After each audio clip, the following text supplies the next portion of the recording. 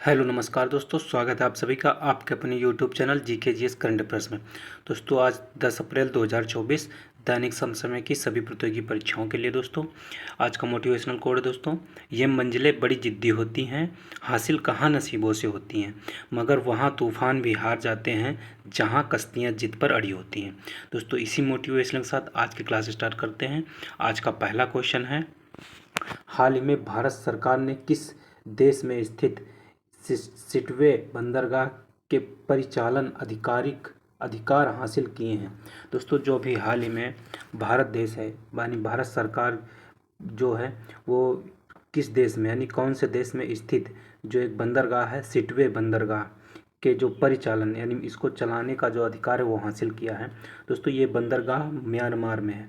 जो सिटवे बंदरगाह कहाँ पर है वो म्यांमार में है। नेक्स्ट इसके बाद आगे चलते हैं दोस्तों। इसके बाद दोस्तों हम देखते हैं चाबहार बंदरगाह। दोस्तों जो चाबहार बंदरगाह वो किस देश में स्थित, तो वो ईरान में स्थित है। इसके बाद दुक्कम बंदरगाह कहाँ स्थित, तो ये ओमान में स्थित दुक्कम बंदरगाह जो है वो ओमान में स्थित है। दोस्तों जो चाबहार बंदरगाह इसको किसने बनाया था, तो इसको भारत ने बनाया था, ये याद रखना दोस्तों। इसके बाद बीजिंग पोर्ट कहाँ दोस्तों, तो केरल में है। बीजिंग पोर्ट केरल में है। और दोस्तों बीजिंग पोर्ट पर सबसे पहले किस देश का जो जहाज़ आया, तो चीन का जहाज़ जो सबसे पहले आया बीजिंग पोर्ट पे। इसका लोथल कहाँ दोस्तों, लोथल जो है गुजरात में है। और लोथल दोस्तों किससे संबंधित, तो लोथल सिंधु घाटी से यानी सिंधु सभ्यता से लोथल जो है वो संबंधित है। नेक्स्ट दोस्तों इसके बाद आगे चलते हैं। क्वेश्चन नंबर सेकंड है, हाल ही में जर्मन लोकतंत्र पुरस्कार के लिए किसे चुना गया, तो यूलिना नवलनाया जो है इनको अभी हाल ही में जर्मन लोकतंत्र पुरस्कार के लिए चुना गया। नेक्स्ट इसके बाद आगे चलते हैं दोस्तों। सरस्वती सम्मान, दोस्तों सरस्वती सम्मान के लिए किसे चुना गया अभी हाल ही में, यानी उसके बाद किसको दिया गया, तो प्रभा वर्मा। जो सरस्वती सम्मान है दोस्तों वो प्रभा वर्मा को दिया गया। और किस लिए दिया गया दोस्तों, मलयालम भाषा के लिए दिया गया। मलयालम जो भाषा है इसके लिए दिया गया इनको। इसके बाद व्यास सम्मान जो है दोस्तों वो पुष्पा भारती, व्यास सम्मान जो है वो पुष्पा भारती को दिया गया। और किसके लिए दिया गया दोस्तों, यादें यादें और तेरी यादें, इसके लिए दिया गया दोस्तों। इसके बाद ज्ञानपीठ पुरस्कार, ज्ञानपीठ पुरस्कार जो है ये दो लोगों को मिला है, जगत गुरु राम भद्राचार्य और गुलजार, इन दो व्यक्ति को भी हाल ही में ज्ञानपीठ पुरस्कार दिया गया।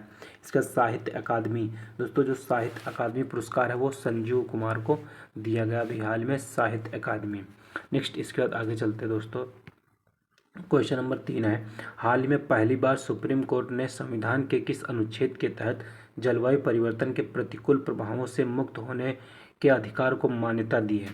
दोस्तों अनुच्छेद 14 अनुच्छेद 21 ये दोनों अनुच्छेद के तहत अभी हाल ही में जो सुप्रीम कोर्ट है उसने जलवायु परिवर्तन के प्रतिकूल प्रभावों से मुक्त होने के अधिकार को जो मान्यता दी है। तो ऑप्शन नंबर डी इसका सही हो जाएगा, ए और बी दोनों।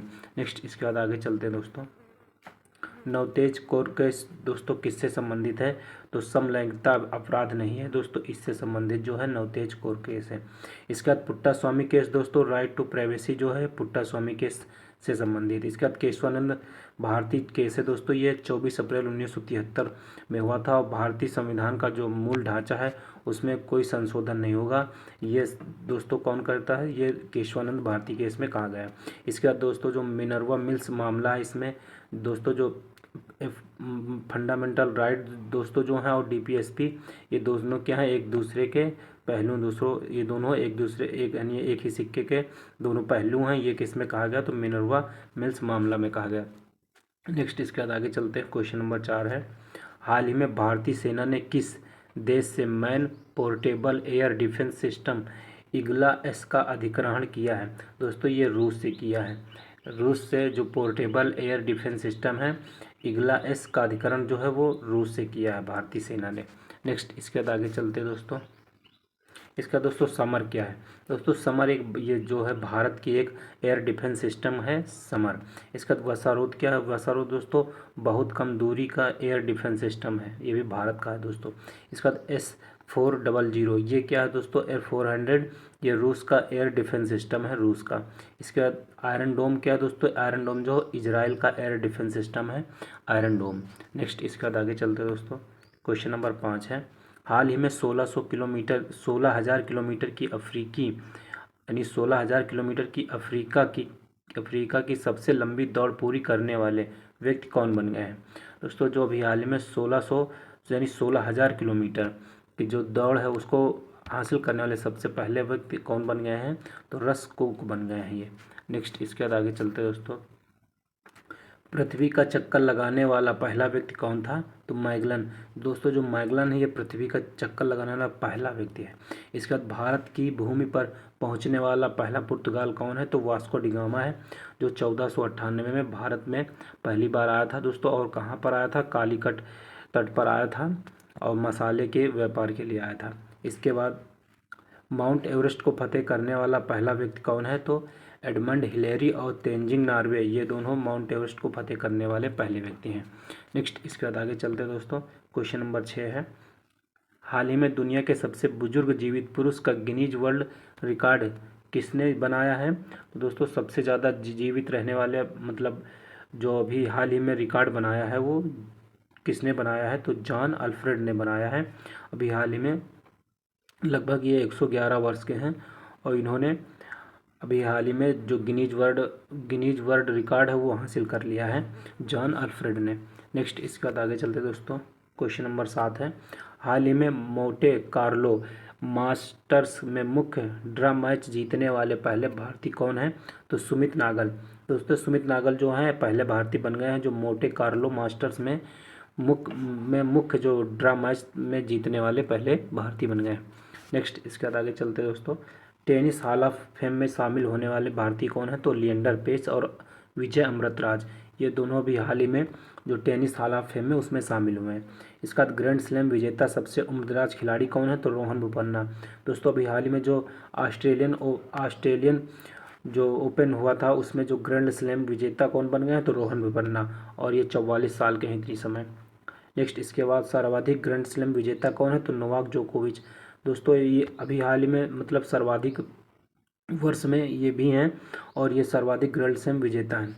इसका ओलंपिक में टेनिस खेल में पदक विजेता भारतीय कौन है? तो लिएंडर पेस।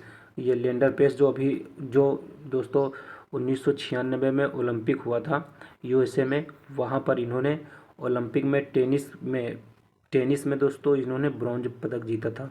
टेनिस में कौन सा पदक जीता था? ब्रॉन्ज पदक जीता था लिएंडर पेस, और एकमात्र वे भारतीय हैं। नेक्स्ट इसके बाद आगे चलते हैं दोस्तों। क्वेश्चन नंबर 8 है, हाल ही में आईपीएल के इतिहास में सर्वाधिक शतक लगाने की उपलब्धि किसने हासिल की है? दोस्तों अभी हाल ही में जो आईपीएल चल रहा उसमें विराट कोहली दोस्तों टोटल 8 शतक लगा चुके हैं और ये आईपीएल इतिहास में सबसे ज़्यादा शतक लगाने वाले बन गए हैं। नेक्स्ट इसके बाद आगे चलते हैं दोस्तों। आईपीएल पहली बार कौन जीता? तो राजस्थान रॉयल जो है दोस्तों, सबसे पहली बार जब आईपीएल 2008 में हुआ था उसमें राजस्थान रॉयल ने आईपीएल में सबसे पहला संस्करण जीत लिया था। इसके बाद आईपीएल में इतनी समय कुल टीम कितनी है दोस्तों? 10 टीम है, इतनी समय कुल टीम है। इसके बाद आईपीएल में सर्वोच्च स्कोर किसने बनाया? तो दोस्तों हैदराबाद ने अभी हाल ही में मुंबई के खिलाफ आईपीएल में सबसे ज़्यादा स्कोर बनाया है। नेक्स्ट इसके बाद आगे चलते दोस्तों। क्वेश्चन नंबर 9 है, हाल ही में चैत्र शुक्ल प्रतिपदा को साजिबू चेइरा ओबा नववर्ष त्यौहार कहाँ मनाया गया? दोस्तों ये मणिपुर में मनाया गया। जो मणिपुर में चैत्र शुक्ल जो प्रतिपदा है को वहाँ पर क्या कहते हैं? साजिबू चेइरा ओबा। ये त्यौहार कहाँ मनाया जाता है दोस्तों? मणिपुर में मनाया जाता है। नेक्स्ट इसके बाद आगे चलते हैं दोस्तों। क्वेश्चन नंबर 10 है, हाल ही में आई लीग 2023-24 का खिताब किसने जीता? तो कोलकाता मोहम्मडन स्पोर्टिंग जो है ये अभी हाल ही में आई लीग 2023-24 का खिताब जीत लिया है। नेक्स्ट इसके बाद आगे चलते दोस्तों।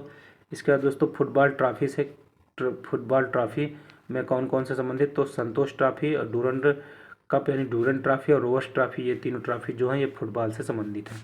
नेक्स्ट इसके बाद आगे चलते दोस्तों। क्वेश्चन नंबर 11 है, संगीत नाटक अकादमी देश के 7 अलग अलग शक्तिपीठों में शक्ति संगीत और नृत्य का महोत्सव करेगी आयोजन। बस दोस्तों इस वीडियो में इतना ही। आई होप दोस्तों आप सभी को वीडियो पसंद आई हो। दोस्तों अभी तक आपने चैनल को सब्सक्राइब ना किया हो तो चैनल को सब्सक्राइब कर लें और वीडियो को लाइक ना किया हो तो वीडियो को लाइक कर लें। दोस्तों मिलते हैं नेक्स्ट वीडियो में। जय हिंद दोस्तों।